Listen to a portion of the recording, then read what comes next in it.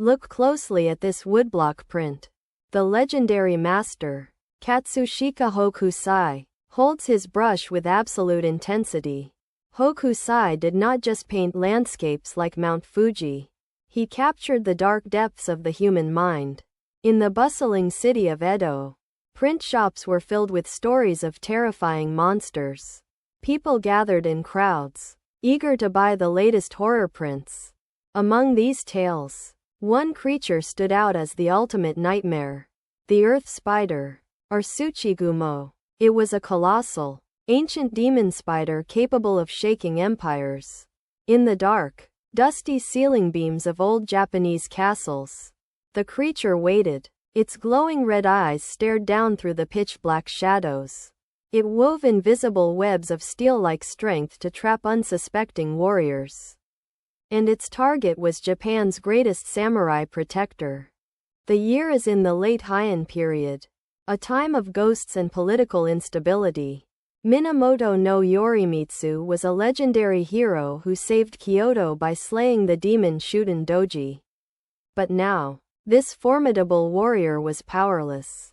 He lay in his bedchamber, shivering under heavy blankets. A mysterious, burning fever consumed his body, defying all medicine. Outside his room, his loyal retainers, the 4 guardian kings, stood watch. Watanabe no Suna and Sakata no Kintoki whispered in the dark hallway.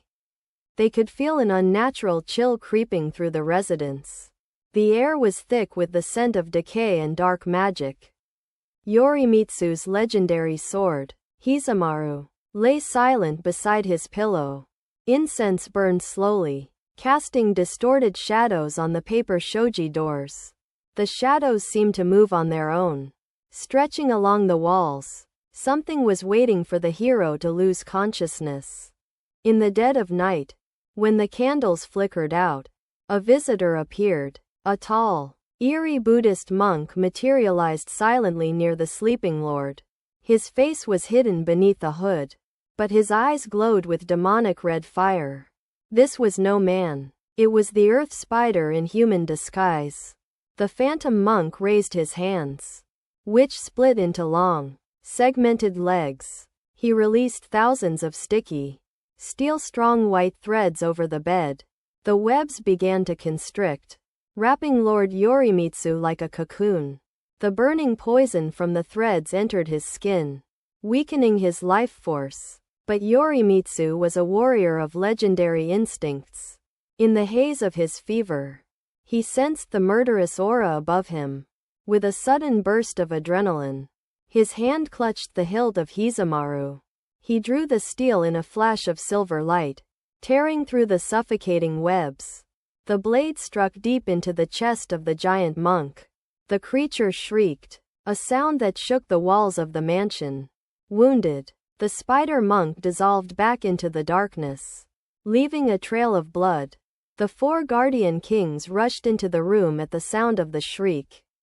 They found Lord Yorimitsu sitting up, his sword stained with a dark, strange substance. On the floor lay thick droplets of glowing, blue-black toxic blood. The fever had broken. The strike on the demon had cured Yorimitsu's illness.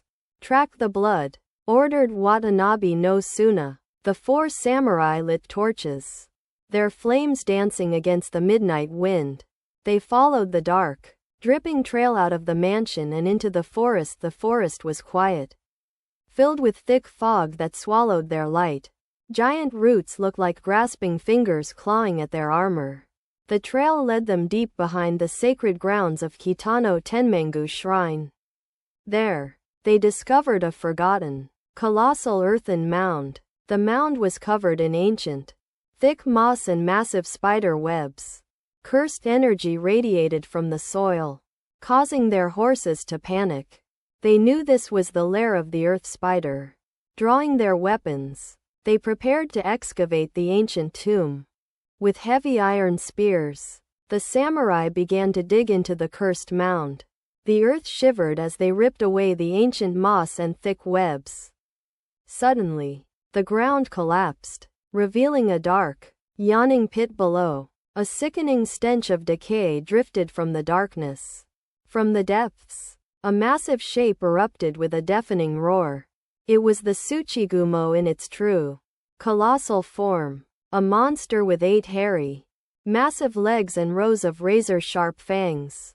The samurai engaged in a brutal struggle, dodging lethal venom attacks. Watanabe no Suna sliced through a giant leg, while Sakata no Kintoki shattered its shell with his axe. Finally, they thrust a spear deep into the monster's main eye. The earth spider fell dead, its heavy body crushing the surrounding trees.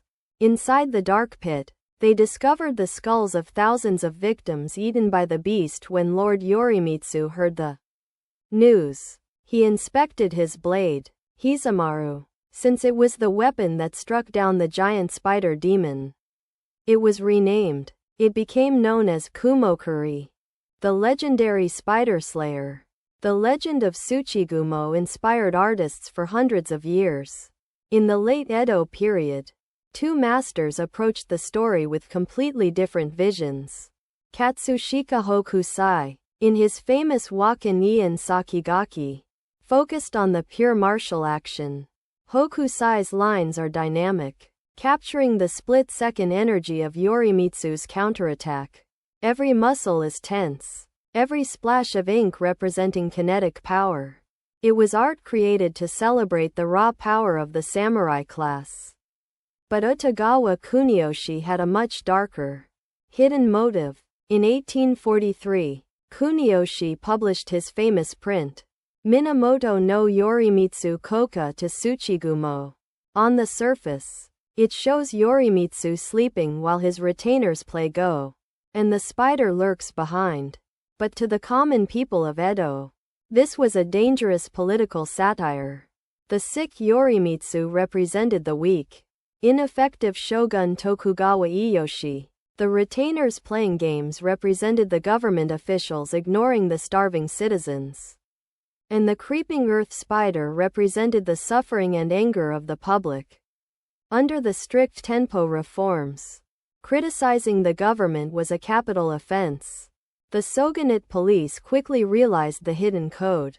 They raided the publishing houses, smashing the woodblocks and burning all copies. Kuniyoshi was interrogated, but his legend only grew among the rebellious public. The earth spider had become a symbol of social resistance. Utagawa Kuniyoshi and Katsushika Hokusai showed that monsters are mirrors of society. The legend of the earth spider survived the collapse of the shogunate. Today, the monster lives on in modern pop culture. If you face giant spider bosses in video games or dark fantasy anime, you are seeing Tsuchigumo.